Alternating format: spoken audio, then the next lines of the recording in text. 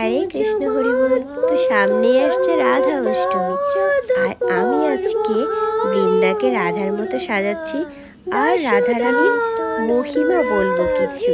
তো 31 আগস্ট রবিবার মধ্যবেলা পর্যন্ত রাধা অষ্টমীর ব্রত পালন করতে হয়। শ্রীমতী রাধা রানীকে বলা যেতে পারে মহিলা কৃষ্ণ।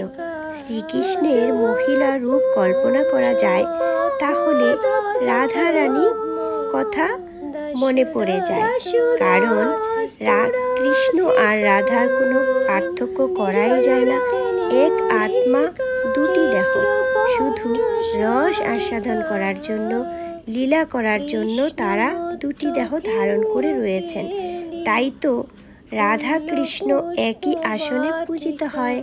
তাই শ্রীমতী রাধা রানীও ভগবান, কিন্তু আমরা সেটা কখনোই উল্লেখ করি না।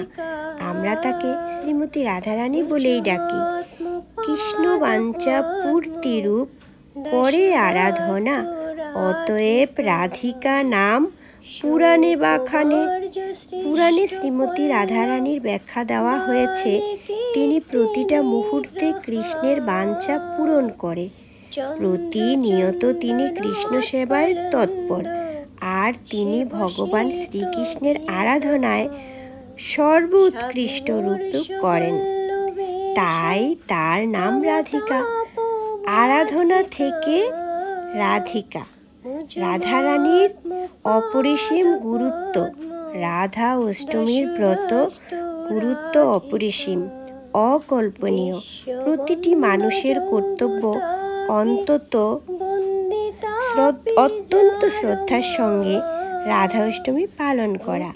তাই সবাই রাধা অষ্টমী পালন করুন। দেখুন শাস্ত্র কি বলছে। কেউ রাধা অষ্টমী করলে কোটি ব্রহ্মহত্যাজনিত পাপ মুক্ত হয়।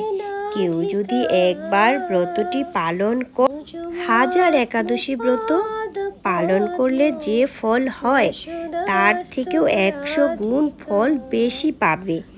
মানে 1 লক্ষ একাদশীর ফল পাবেন।